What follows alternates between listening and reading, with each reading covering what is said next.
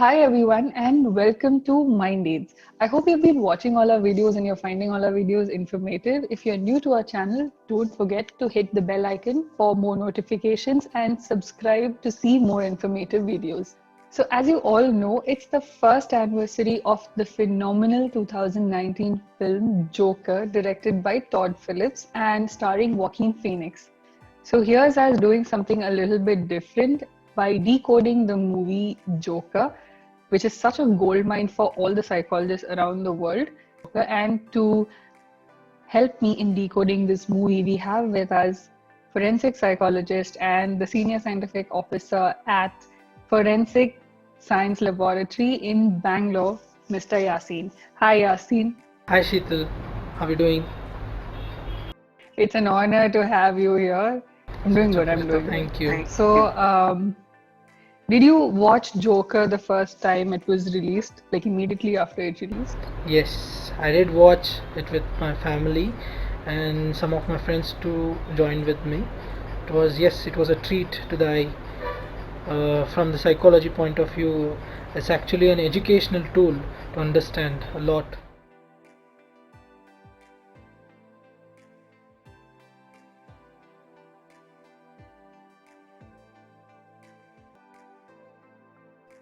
Moving on, I think one very crucial part in the whole movie is when Arthur Fleck realizes that he won't be able to meet his counselor and that he won't be able to get his medication.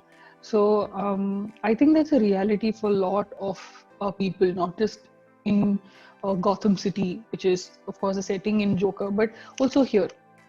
So even you would have seen, even I would have seen that there are a lot of people who don't, who actually go off the rails because they don't get the treatment because they can't afford it.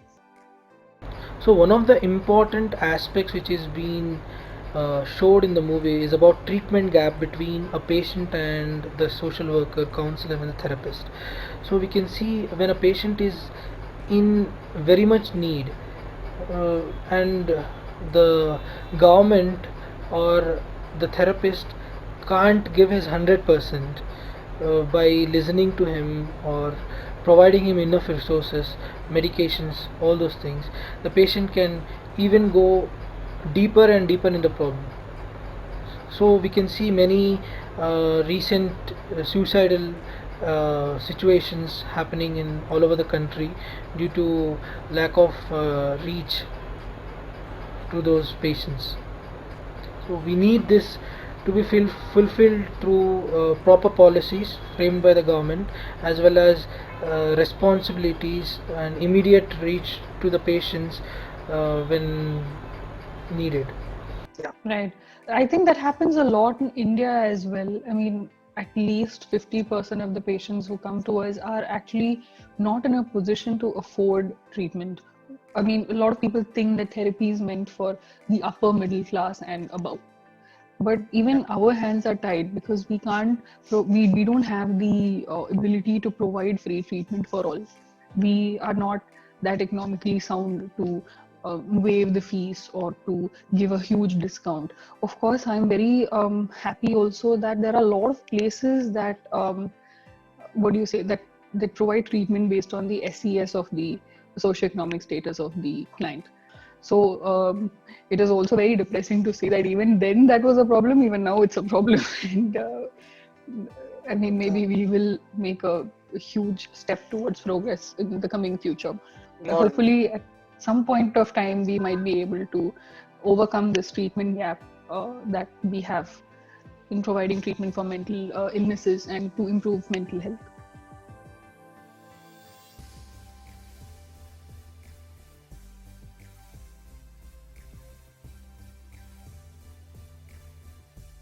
So now let's talk about one of the main characters of the movie. I feel that the gun is one of the main characters of the movie because the gun has, the gun enters the story and then the story takes a completely different, what do you say? It takes a different turn, right?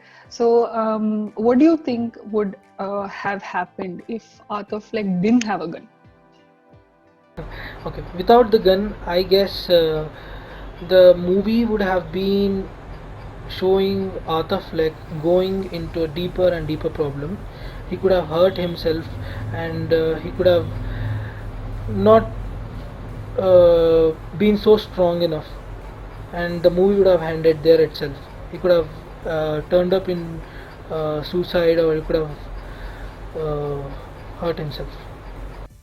Possibly, yeah. So basically, what you're saying is that aggression can either be internal, or it can be internalized, or it can be externalized, right?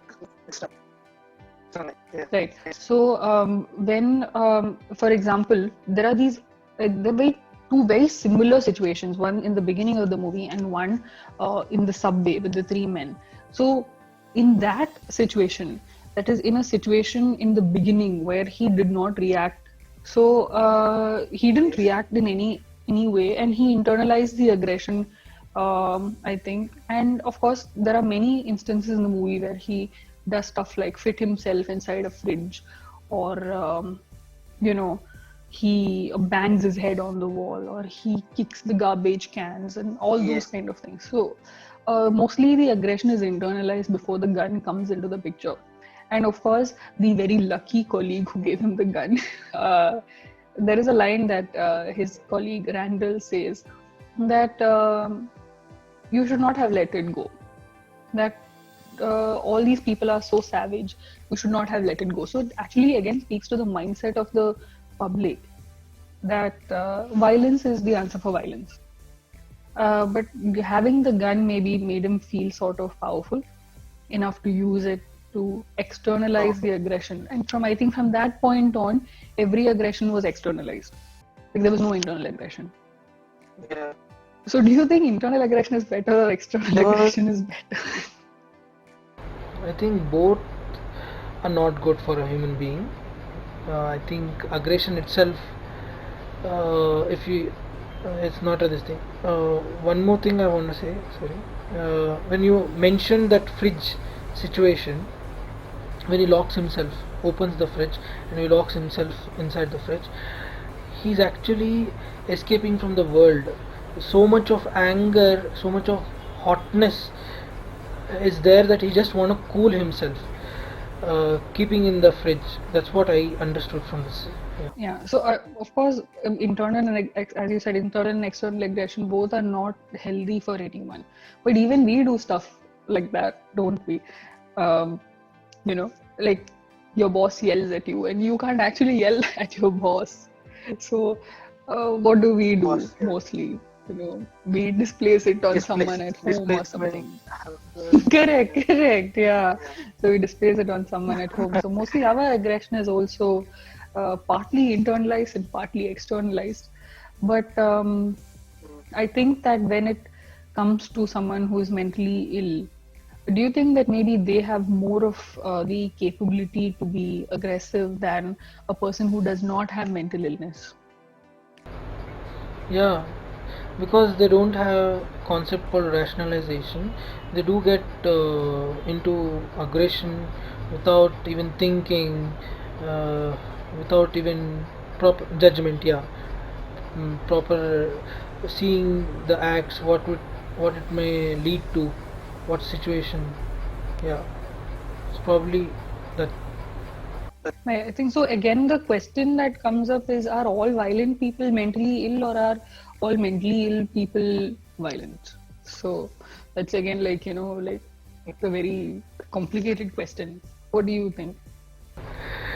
It's just like you're asking like egg came first or the chicken came first or something like Correct. Yeah, exactly. Exactly. Yeah. yeah, it's been interlinked. You can't I think in answer. I don't know. You're right. I think in many it's very interlinked. In many situations, of course, violence is not always linked to mental illness, and mental illness is not always linked to violence. But of course, there's a high possibility that someone who's mentally ill has, due to poor judgment, has the ability to be more violent than a normal person. Something that we wouldn't do, they are able to do, or they would end up doing because of the lack of judgment.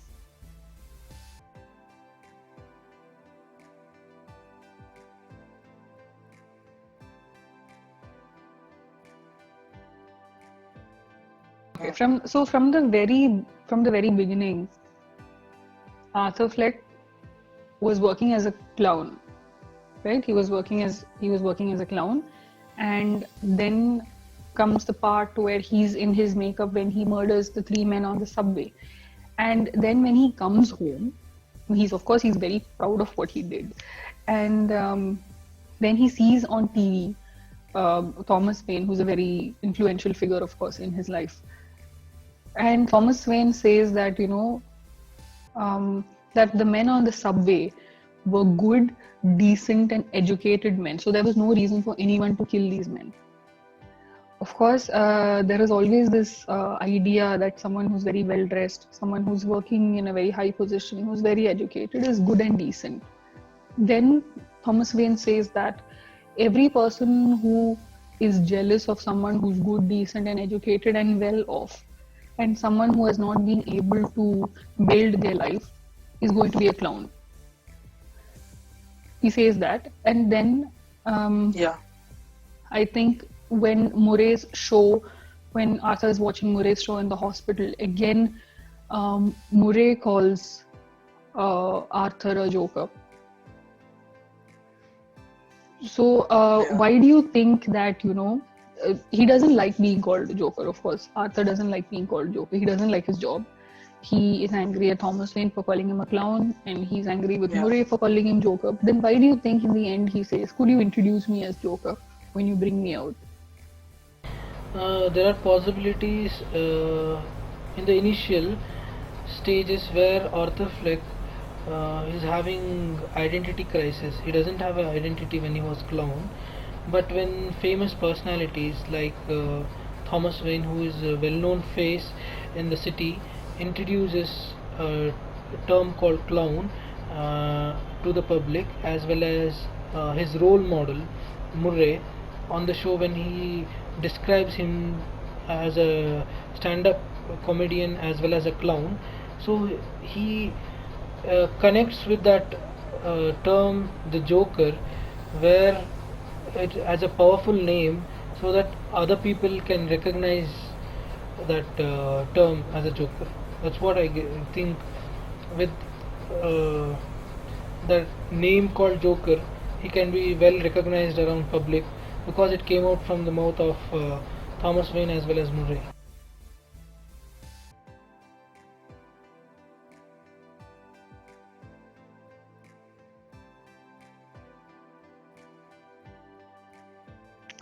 After the ambulance crashes, like after he's killed Murray and he goes in the police car, and then the ambulance crashes, he comes out of the car with a lot of blood on his face and him bleeding from the mouth and all that.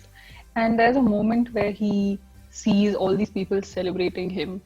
Before he did something like this, no one knew he was, and that everybody was.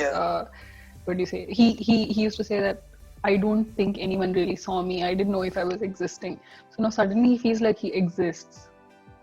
And then there's a moment when he takes his blood and he makes a smiley face with it.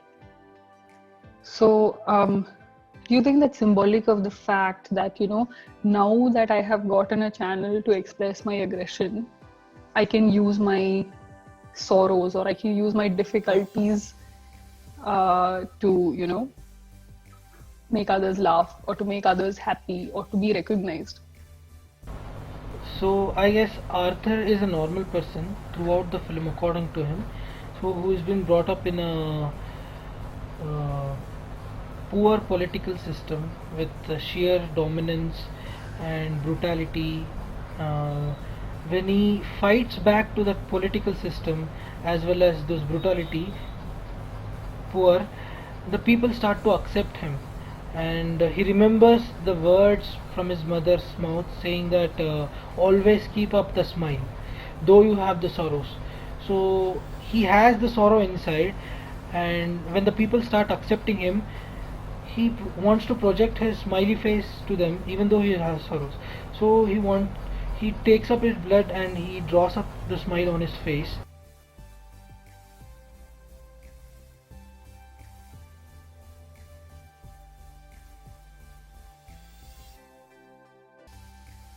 Okay, so given all these things, given everything, as I said in the beginning, the movie is a little bit depressing because, of course, we can learn a lot from it, but somehow we are reminded that we can't do much to prevent a person from becoming mentally ill or to prevent a person from committing such acts of violence.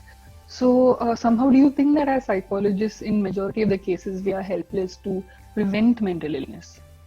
Yeah, we can treat mental illness through a proper awareness and proper accessibility and availability of a psychologist to the patients. So, if we are in touch with patients through proper follow-ups and proper guidance, proper listening, active listening, we can actually treat patients at earliest. Right, right. That's right. So I think the takeaway from this whole conversation that we had. So of course, there's this whole, what do you say, very holistic view of how mental illness develops or how a person's actions are shaped by biopsychosocial factors that happen in a person's life. Again, what I would like to say, as Yasin said, as a psychologist, is that we can help you if you seek help, because a lot of us, we see patients only after they're brought to us or after the fact rather than before it happens. And this stigma of seeking help, I hope will come to an end. And I do hope that mental health treatments are available in future at a more affordable rate. So I hope more movies like this will help to reduce the stigma of seeking help. So please, please, please do make use of your psychologists. Do talk to your mental health professionals, and let's say thank you to Todd Phillips and Joaquin Phoenix for giving us this brilliant film in the year 2019. And I am sure that this movie will be remembered for years to come. And you have the eternal gratitude of the fraternity of psychologists. And also, I'm going to say thank you to Yasin for spending so much time with us. Thank you so much, Sheetal, for giving me this opportunity, joining this session. If you found this session interesting, I would like to tell audience to please like, share, and subscribe, and follow Mind Aids, which is very friendly for building your proper mental health. So do not forget to hit the bell icon for more notifications and subscribe to our channel for more videos. Thank you and have a blessed day.